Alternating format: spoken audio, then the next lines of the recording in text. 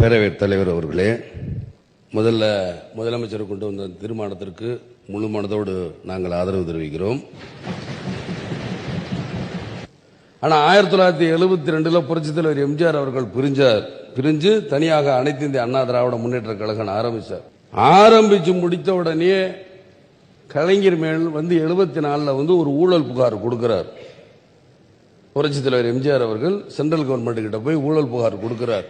இந்த மாதிரி கலைஞர் அவர்கள் ஊழல் பண்ணியிருக்காரு, சொத்து குவிப்பு வழக்கில் அதிகமாக சொத்தை சேர்த்திருக்காருன்னு சொல்லி ஊழல் குவிப்பு எங்க தன்னை ஊழல் வழக்கில் சேர்த்துருவாங்கன்னு பயந்து போய் தான் இந்த கச்சத்தீவை அன்னைக்கு மத்திய அரசு கிட்ட எதுவும் கேட்காம தரவார்த்து கொடுத்தவர் தான் இந்த கலைஞர்.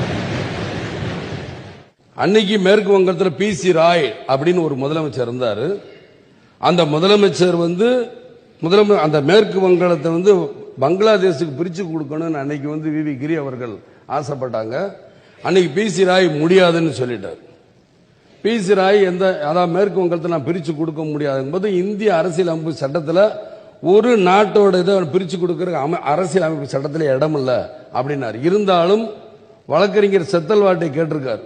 செத்தல்வாட்டை கேட்டு என்னன்னு கேட்கும்போது பிரிக்க முடியாதுங்க, நீங்க பாராளுமன்றத்தில் சட்டத்தை இயற்றி இரு சபைகளும் சட்டத்தை ஏற்று கொண்டு வந்தாதான் முடியுங்கும் பொழுது அந்த தீர்மானம் அதோட கைவிடப்பட்டது. அன்னைக்கு இருந்த முதலமைச்சர் PC ராய்க்கு